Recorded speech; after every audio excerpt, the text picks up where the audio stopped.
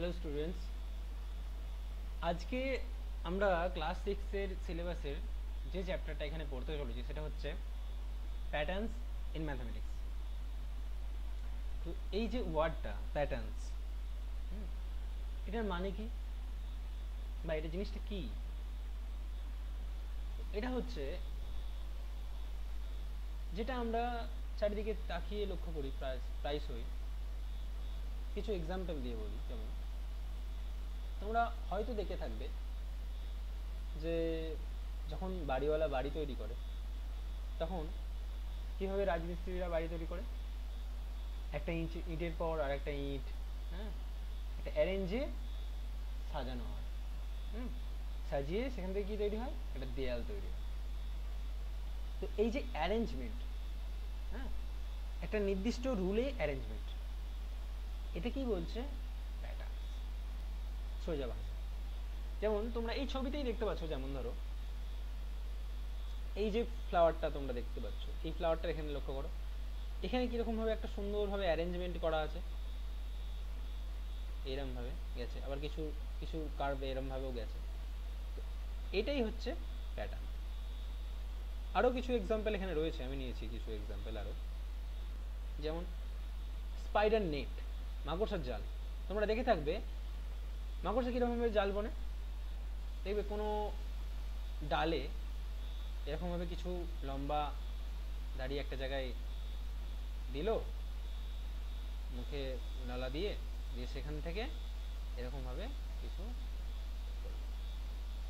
এরকমভাবেই কিন্তু মাকড়সা জাল মানে। তো এটাও কিন্তু একটা প্যাটার্ন, ন্যাচারাল একটা প্যাটার্ন।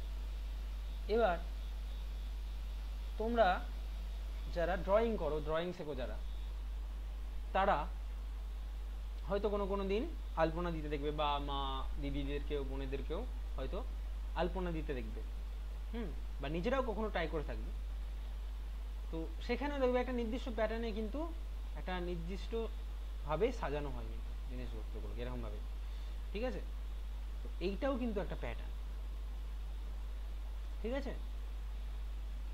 কিংবা যারা চেস বোর্ড সম্বন্ধে জানো, চেস খেলা সম্বন্ধে জানো, তাদেরকে দেখবে, তারা জেনে থাকবে যে এখানে একটা চেস বোর্ড হয়, সেখানে 64টা ঘর থাকে এরকম বক্স বক্স আকারে। সেখানে একটা বক্স কালো, একটা বক্স হোয়াইট হয়, ব্ল্যাক অ্যান্ড হোয়াইট, ঠিক আছে?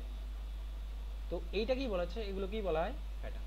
কিংবা তোমাদের মধ্যে কেউ যদি ডিটারজেন্ট দিয়ে যখন জামা কাপড় কাচা হয়, তখন যদি কেউ লক্ষ্য করে দেখো, যখন জলে গোলা হয় ডিটারজেন্টটা, তখন দেখবে সেখানে কিছু বাবলস তৈরি হয়।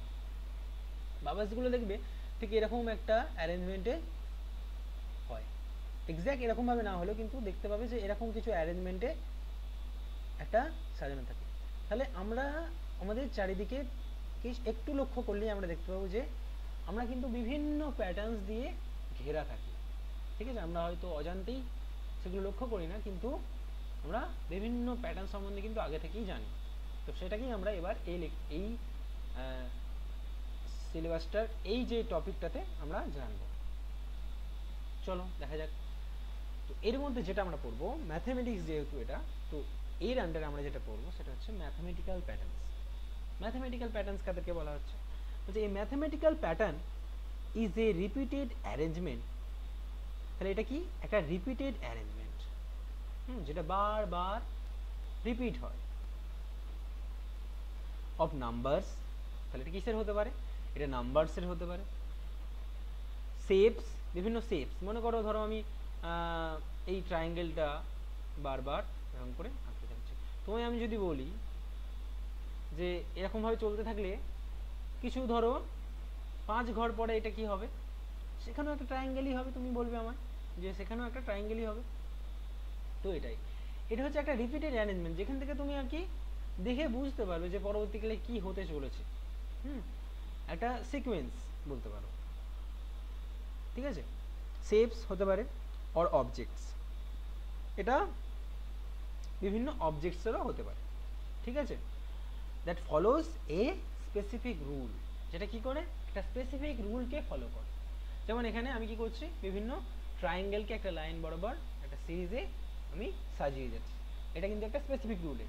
অর লজিক্যাল সিকোয়েন্স, এবং তার কিছু লজিক্যালও সিকোয়েন্স আকারেও সাজানো যেতে পারে। যেমন ধরো তোমায় আমি যদি বলি যে এগুলো কি 2 4 6 8 8 10 এরকম করে চলছে, এগুলো কি তোমায় আমি যদি জানতে চাই, তুমি কি বলবে? তোমরা ছোটবেলা থেকেই টেবিল পড়ে আসছো, যে 2 1 যা 2, 2 2 যা 4, 2 3 যা 6, 2 4 যা 8, 2 5 যা 10, তো এরকম করেই চলতে থাকছে। তাহলে এটা কি?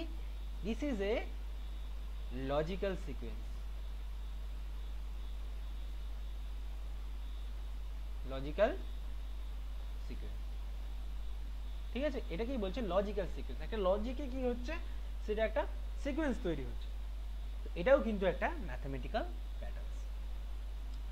তো এখান থেকে আমরা জানতে পারলাম যে ম্যাথমেটিক্যাল প্যাটার্নস কাদেরকে বলা হয়। এইবার এই ম্যাথমেটিক্যাল প্যাটার্নসের কিছু ভাগ জেনে নেওয়া যাক, ঠিক আছে? ম্যাথমেটিক্যাল প্যাটার্নসকে আমরা সাধারণত ম্যাথমেটিক্সে তিনটে ভাগে ভাগ করি, হ্যাঁ, অবজারভেশনের উপর ভিত্তি করে আমরা তিনটে ভাগে ভাগ করি।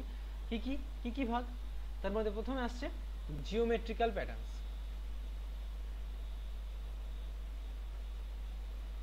জিওমেট্রিক্যাল প্যাটার্নস,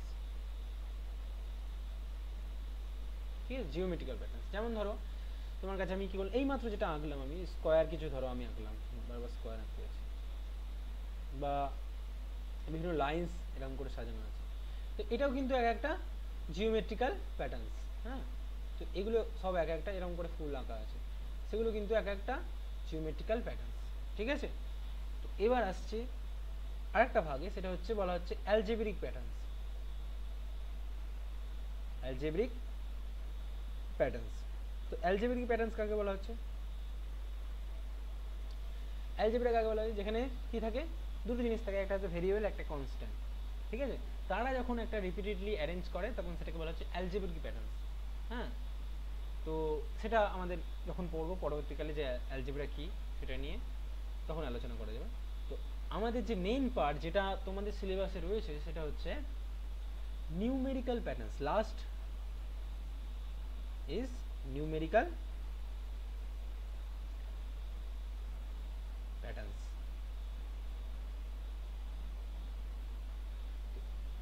এই নিউমেরিক্যাল প্যাটার্নস নিয়ে আমরা আমাদের পরবর্তী টপিকটা আলোচনা করব, ঠিক আছে?